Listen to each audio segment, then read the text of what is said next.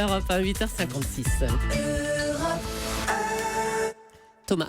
Et ben c'est la morale de l'info avec Raphaël Antoven. Bonjour Raphaël. Bonjour Thomas. Il y a un hashtag qui est très en vogue chez tous ceux qui refusent de choisir entre Emmanuel Macron et Marine Le Pen pour le deuxième tour le 7 mai prochain. Ce hashtag, c'est « Sans moi le 7 mai ». Oui, quand je dénonçais à cette même antenne la paresse des abstentionnistes et leur ingratitude envers les gens qui étaient morts, qui sont morts pour qu'ils aient le droit de voter, je ne parlais que des abstentionnistes permanents, Thomas, et non de cette catégorie très particulière qu'on appelle l'abstentionniste de second tour. Et quelle différence faites-vous entre cet abstentionnisme de second tour et l'abstentionnisme ordinaire ? Les deux sont responsables de leurs actes. Ne pas s'engager, c'est déjà s'engager. L'un et l'autre choisissent de ne pas choisir. Mais le premier ne voterait pour rien au monde, tandis que le second ne vote que pour son candidat. Son snobisme, au fond, s'arrête à ses convictions. Voilà.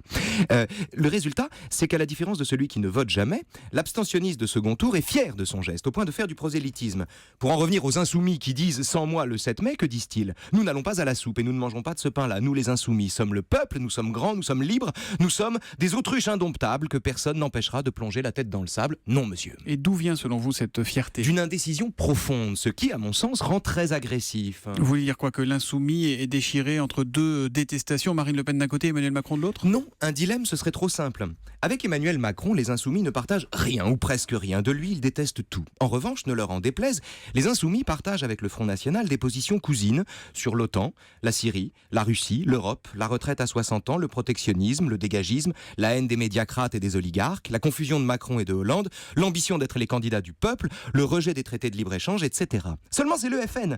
Et aux yeux d'une majorité d'insoumis, le FN, c'est le diable, c'est le mal absolu, c'est le grand méchant parti raciste. De sorte que ce qu'on présente comme une alternative impossible entre le caribe de libéral et la Scylla xénophobe est en réalité l'impossible aveu d'une convergence réelle avec les idées de la seconde. Et c'est donc cette convergence, comme vous dites, cachée, qui explique selon vous la prudence de Jean-Luc Mélenchon qui donc refusait de donner des consignes de vote dimanche. À mon avis, oui. En 2002, quand Jean-Marie Le Pen est arrivé en finale, Jean-Luc Mélenchon a présenté le vote au second tour comme un devoir républicain, malgré la nausée d'un bulletin Chirac. On l'a entendu dans le kiosque ce matin.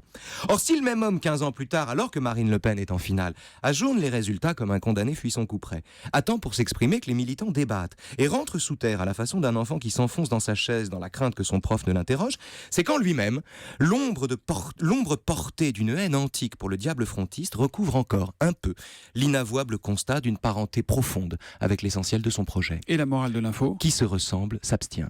Qui se ressemble s'abstient. La morale de l'info, signé Raphaël Antoven. Il revient demain, Raphaël, juste avant 9h. À demain. À demain.